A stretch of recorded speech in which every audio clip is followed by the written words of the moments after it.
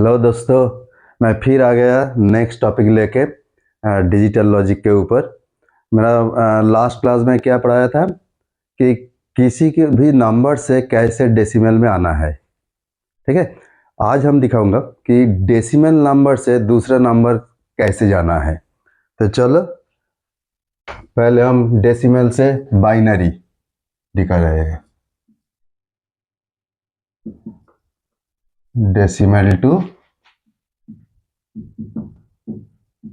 Binary कैसे जाना है। कोई भी एक डेसिमल नंबर ले लो। हाँ, इसका दो पार्ट होता है, एक इंटीजर पार्ट, पहले हम जनरल कॉन्सेप्ट दिखा दे रहा हूं, और एक फ्रैक्शन पार्ट पॉइंट के बाद। इससे हम दूसरे नंबर जाना है, कैलकुलेट करना यही, जिसका बेस होगा आर और रेडिक्स। ठीक है, तो पहले इंटीजर पार्ट ले लो।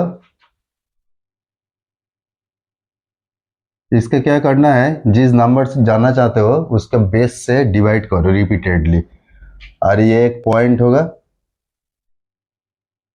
राइट टू लेफ्ट जो रिमाइंडर आएगा ये डिवीजन के बाद, एवरी स्टेप के बाद, तब ये बैठा ना जाना, तो हमारा इंटीजर पार्ट मिल जाएगा। दिखाऊंगा एक प्रैक्टिकल एग्जांपल लेके। Similarly take the fractional part and multiply with the value r to which we want to go। तो इसके क्या होगा, एक इंटीजर पार्ट आएगा और फ्रैक्शनल पार्ट। तो इंटीजर पार्ट को लेफ्ट से राइट तक बैठाओ। हाँ, कब तक, जब तक इसका फ्रैक्शनल पार्ट जीरो ना हो जाए। जीरो नहीं आएगा तो 3 से 4 पॉइंट के बाद डिजिट ले लेना, आंसर आ जाएगा। ठीक है, तो चलो हम एक एग्जांपल ले रहे हैं से 51.25 डेसिमल। अब ये हमारा जो बेस है ये अब 2, ठीक है,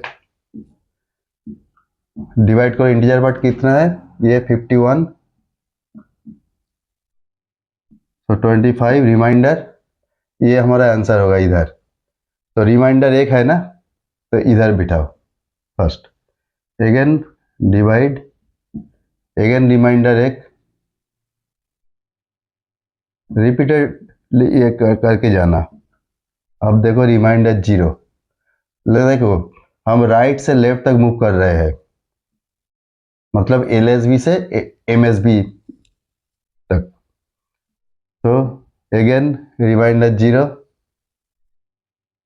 अब रिमाइंडर एक, और ये तो 2 के छोटा है डिविडेंड, तो नहीं जाएगा, तो इसको बिठा दो इधर।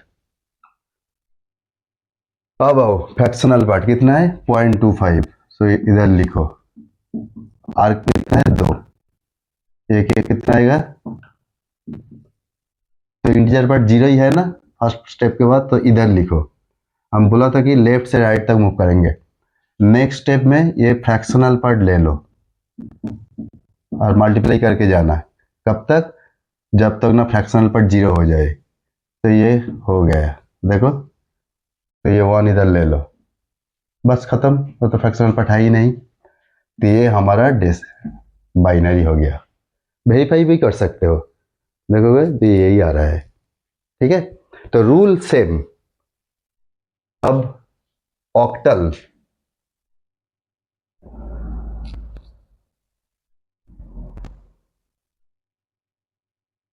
नंबर सेम ही रहेगा।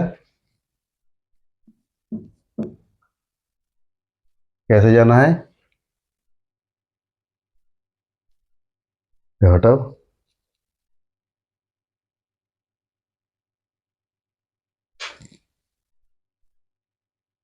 ये तो आ गया। चलो इसके इंटीजर पार्ट 51 ले लो।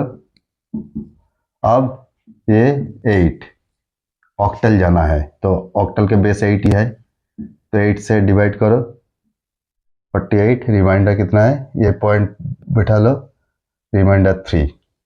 तो 6 ये तो छोटा हो गया 8 के हिसाब से, तो इसे डायरेक्ट बैठा दो। अब आओ फ्रैक्शनल पार्ट, मल्टीप्लाई करो 8 से, कितना होगा, ये तो एक ही स्टेप में खत्म हो गया। तो इंटीजर पार्ट कितना है 2, बाकी फ्रैक्शनल पार्ट तो 0 हो गया, तो और करने की जरूरत नहीं। तो ये हमारा ऑक्टल हो गया। ठीक है, same way if you want to go convert the decimal into hex,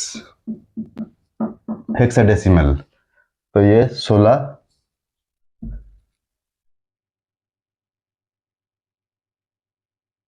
तो अब क्या करना पड़ेगा, 16 से डिवाइड करो, रिमाइंडर कितना आएगा 3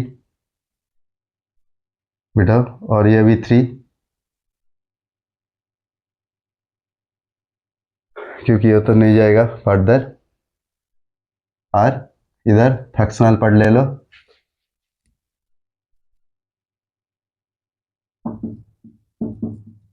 16 से मल्टीप्लाई करना पड़ेगा, क्योंकि 16 एक्स का बेस है। तो कितना आएगा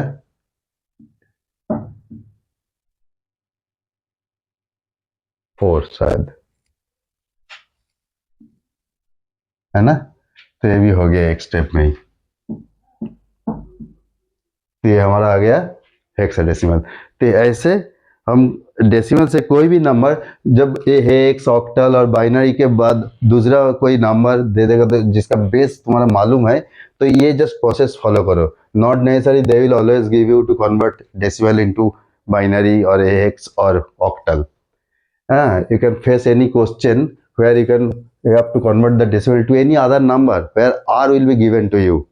In that case, just you follow for the integer part, you just repeatedly divide by that radix or base with the decimal integer part, and for the fractional part, you just repeatedly multiply with this unknown radix and take the integer part and put here from left to right, and for integer part put the remainder part from right to left. In this way you can get the answer. Okay, चलो आज के लिए यही तक। Next time हम कॉन्वर्सन दिखाएंगे, उधर decimal नहीं रहेगा, बाईपास करके एक दूसरे को कैसे कन्वर्ट करना है वो दिखाएंगे। ठीक है, तब तक चलो bye, see you in the next class.